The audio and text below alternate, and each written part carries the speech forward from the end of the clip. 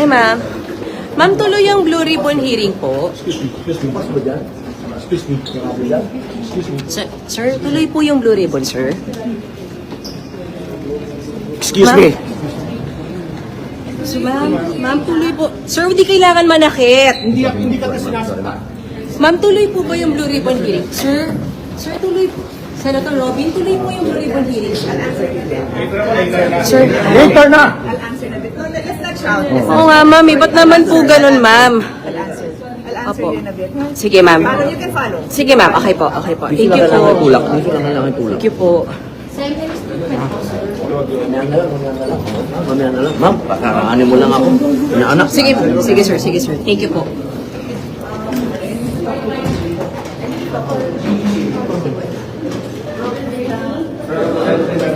So, kasama natin si Senator Pia Cayetano, ang chairman ng Blue Ribbon Committee. Sorry. Sige, kasama niya si Senator Robin Padilla. At sabi niya, i-address niya yung mga questions kung tuloy yung Blue Ribbon hearing, but pwede natin siyang sundan, ano.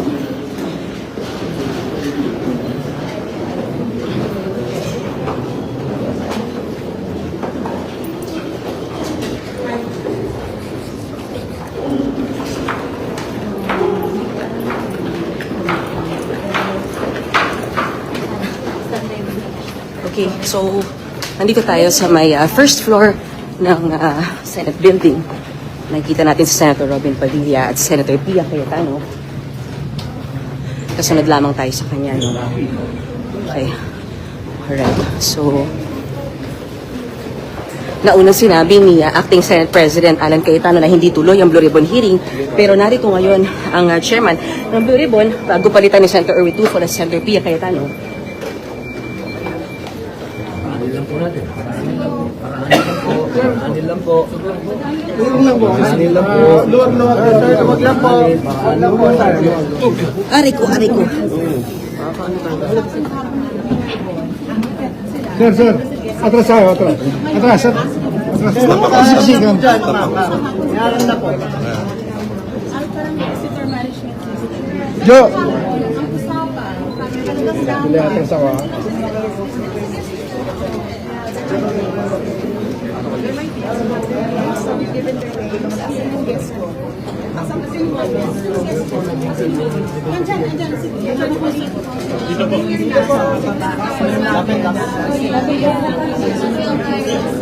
Sir, sorry. Free po.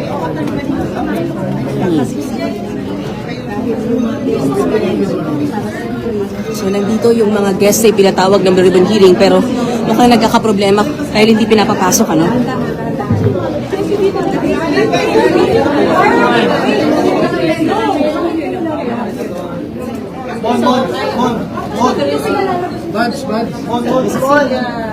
Senator Robin, Senator Pia, and Senator Pia. Excuse me.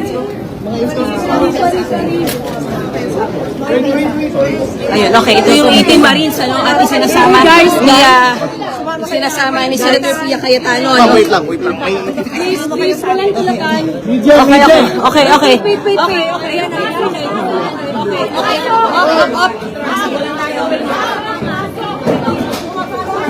Okay, so pumasok yung 18 Marines, ano, ay sinama ni Senator Pia Cayetano, ano?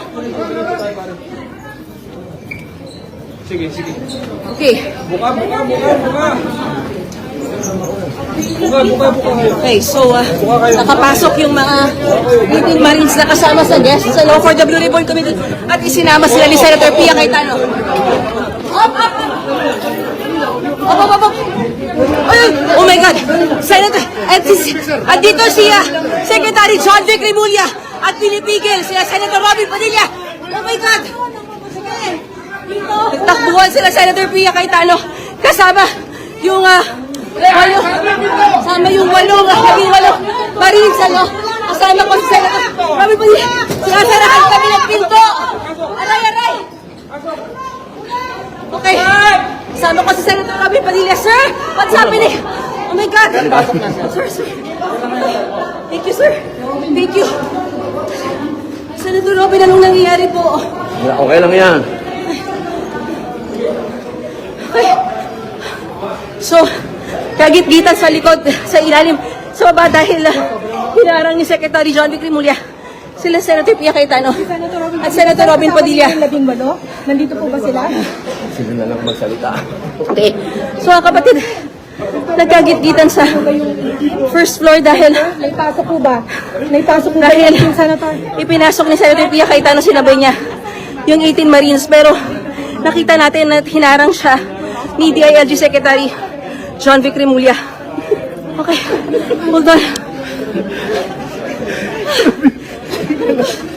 Okay, so what we can see right now, ito yung mga Marines, ano? Ano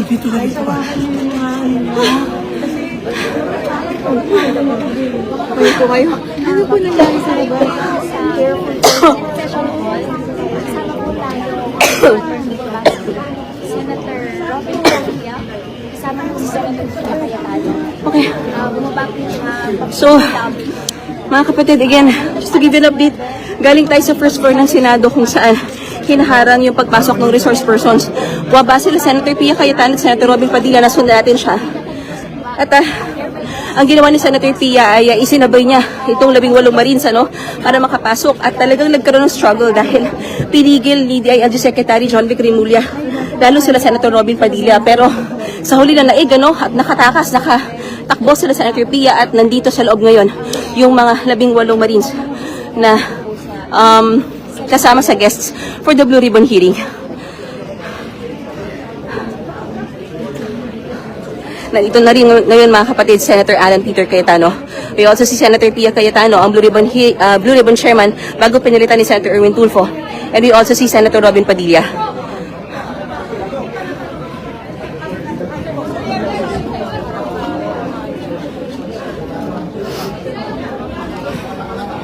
Attorney Baligod, we can see Attorney Baligod na nakapasok na rin dito sa may plenaryo.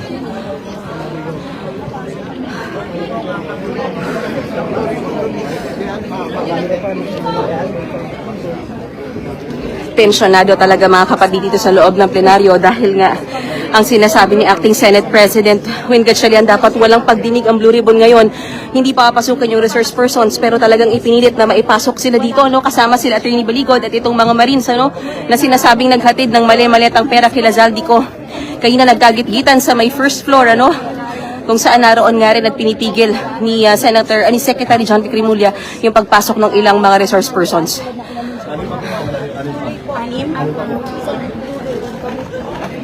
Okay, so we'll try natin i-locate. May 6 pa daw na kailangan pumasok. Okay, alright.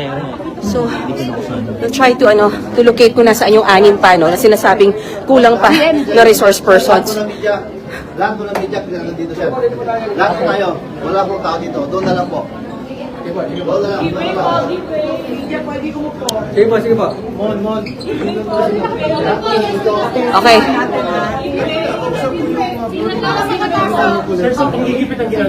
Sobrang pagigipit ko. Tsaka ayaw nila madinig yung mga tao. Ano kayo, papasokin na nila sir, no? Papasukin na po. Wait lang po. Kailangan po.